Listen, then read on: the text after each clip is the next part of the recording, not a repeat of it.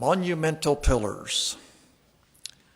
How many of you, when you are out traveling, you see along the road a marker and there's some kind of a pillar set up, and you're curious, wonder what that pillar is about, what that monument is talking about.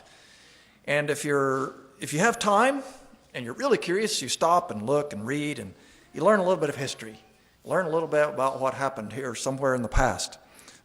It's a monument. It's a pillar that's set up to commemorate, to draw attention to something, to remember. And often we're too busy, of course, and we just go sailing right past. But it's nice to be able to look and see those things. Ruth and I remember we're traveling through the state of Nebraska a couple of years ago, and we were going along the road there along the South Platte River, I believe it is. And of course, there's a lot of history there.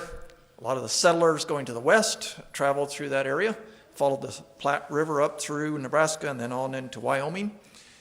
And there was a pillar or a monument set up along the side of the road, and Ruth said, we need to stop there. We went sailing past it because we were kind of running late. And but she had both read a book back in our childhood about missionaries that had come through that area, and we thought maybe that's about that. Well, a couple of years later, we came through that same spot, and this time we said we're going to stop and look, and we did. We stopped and looked, and sure enough, it was a monument, a pillar set up there for a missionary family that had lost their lives in an encounter with American Indians. And but they were, traveling west, and they were some of the earliest missionary family that went west. And there it was, a monument set up to remember them 150 or more years after the fact. And so that was very interesting. Monumental Pillars. Turn with me, if you would, to our story. We're going to spend a few minutes here in 1 Samuel chapter 7. 1 Samuel chapter 7. We'll see here an event that happened that was one of those monumental pillars in the life of God's people. 1 Samuel chapter 7. And in this story, Israel is under attack by the Philistines, who had been oppressing them for quite a few years. And the Bible records there in 1 Samuel 7 that the people lamented before the Lord, asking for relief. And in response, the prophet Samuel instructed the people that if they would put away their strange gods and prepare their hearts unto the Lord and serve him only, that God would deliver them. And let's pick up here in 1 Samuel chapter 7 and verse 5. And Samuel said, "Gather all Israel to Mizpah, and I will pray for you unto the Lord." And they gathered together to Mizpah and drew water and poured it out before the Lord, and fasted on that day, and said there, "We have sinned against the Lord." And Samuel judged the children of Israel in Mizpah. And notice what happens next, verse 7. And when the Philistines heard that the children of Israel were gathered together to Mizpah, the lords of the Philistines went up against Israel. And when the children of Israel heard it, they were afraid of the Philistines. And the children of Israel said to Samuel, "Cease not to cry unto the Lord our God for us, that he will save us out of the hand of the Philistines." And Samuel took a lamb and offered it for a burnt offering, holy unto the Lord. And Samuel cried unto the Lord for Israel, and the Lord heard him. Verse 10. And as Samuel was offering up the burnt offering, the Philistines drew near to battle against Israel. But the Lord thundered with a great thunder on that day upon the Philistines, and discomfited them, and they were smitten before Israel. And the men of Israel went out of Mizpah and pursued the Philistines and smote them until they came unto Bethkar. Then Samuel took a stone and set it between Mizpah and Shin, and called the name of it Ebenezer, saying, Hitherto hath the Lord helped us. So the Philistines were subdued, and they came no more into the coast of Israel, and the hand of the Lord was against the Philistines all the days of Samuel. This story relates to us a pillar, a monumental pillar that the people set up to remember how God had helped them. Hitherto hath the Lord helped us. As we begin a new year, it's good to review how God has led us in the past year, how he has dealt with us. And so I ask you today, how has the Lord helped you? How has the Lord dealt with you over the past year? Sometimes we're tempted to question God's providence. But I hope that even though you have experienced rough times, that you were able to see how God never let you trod that path alone. You know, as Ruth and I look back over this past year, we can say that God truly has been with us each step of the way. And it was not an easy path. There were perplexities. There were times when we did not know what would happen. Both of our sets of parents are aging and struggling with health issues. And there were uncertainties with my job and other things pressed upon us. Recently, we had planned a trip to travel out to, both sets of parents actually, one on the West Coast and one on the East Coast. And we were going to take advantage of the holiday time and Thanksgiving and so forth. But we needed to travel out there to take care of some very important business that was, we thought, time sensitive. It was time sensitive, and we needed to get out there. But, illness struck, and we could not travel. We had to postpone it. We had to delay. And week after week of this went on, and we could not seem to ever be able to make this trip that we urgently needed to take. And so it was frustrating to see the weeks go by, and we were not able to do that. And we had to trust in God. Well, finally the day came when we were able to make the trip. And when we arrived there in Loma Linda, we saw, it really is amazing to see how God brought everything together. And a whole list of critical items that we had on our list to get accomplished there for Ruth's family. The Lord brought it together, and it was done. It was just one thing after another. The timing could not have been more perfect. And if we had come earlier, we saw then that if we had come earlier, it would not have worked. If we had come later, it would have been too late. It was just at the time that we needed. And God knew that. We didn't, but God did. So we learned to trust God. While we were on this trip, we were able also to stop and visit with some other friends along the way.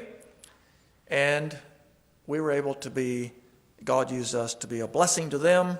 There were some friends that needed some encouragement, some help in their Christian way. And again, we saw that the timing of that was just right. God brought us into their lives at just the right moment. And they, in fact, told us that. And so once again, we see God knows the end from the beginning. He knows what we need. God is good. Well, we had to postpone our trip for me to go the other direction, us to go to the other direction, to the East Coast, due to illness striking me in the last couple of weeks. And so we had to postpone that. We'll hope to be able to do that in February. But again, we trust that God knows and has reasons for that delay as well. Today we commemorate the Lord's Supper. You know, as the disciples gathered there in that upper room, they had no idea what was going to happen in the next few hours and days. But Jesus knew. He had tried to prepare them, and he tried to prepare them that night. But they were consumed with their own thoughts, ambitions, and plans. They heard his words, but they didn't understand him. And how often is that the case with us? We listen to God's word, but through our own filter. And instead of remembering and reviewing how God had led them over the past 3.5 years, the disciples were bickering about earthly matters, caught up with petty jealousies and evil surmising of one another. What a missed opportunity. You know, God invites you and me to look past the outward appearances, the uncertain future that may appear dismal to us. You know, circumstances that fill us with fear and foreboding. And he invites us to look past that and recognize that God is in control, that he will never let us languish, that he is a God who cares deeply about us, a God who notices the very sparrows of the field, a God who knows the number of your hairs, be it few or many. He will never leave us or forsake us. I like this passage from the book Steps to Christ. It's in the closing paragraphs of that book, page 125. It says this: "Let us not cast away our confidence, but have firm assurance, firmer than ever before. Hitherto hath the Lord helped us, and he will help us to the end. Let us look to the monumental pillars, reminders of what the Lord has done to comfort us and to save us from the hand of the destroyer. Let us keep afresh in our memory all the tender mercies that God has shown us, the tears he has wiped away, the pains he has soothed, the anxieties removed, the fears dispelled, the wants supplied, the blessings bestowed, thus strengthening ourselves for all that is before us through the remainder of our pilgrimage. We cannot but look forward to new perplexities in the coming conflict, but we may look on what is past as well as on what is to come and say, hitherto hath the Lord helped us. As thy days, so shall thy strength be. Deuteronomy 33:25. The trial will not exceed the strength that shall be given us to bear it. Then let us take up our work just where we find it, believing that whatever may come, strength proportionate to the trial will be given." So it tells us there, let us look at the monumental pillars, reminders of what God has done to comfort us and to save us. And in this new year, let us look at the monumental pillars of God's providence in our past. You know, we tend to remember the difficult times and the hard times and the times where we really struggled and so forth, and we tend to build those up. But it's good to develop the habit of erecting monumental pillars, recognizing those times, those many times where God helped us, where he carried us through, where he saved us from destruction by the enemy. And there are many, many of those times. Sometimes we have to think about them, think back, and recognize them for what they are. Amen. Monumental pillars. in this new year, let's look over our past. And with renewed energies, let us face the future with confidence in his loving, tender care for us. Well, we're going to break now for our foot washing service. And we follow the Lord's example in doing that, where he washed the feet of his disciples.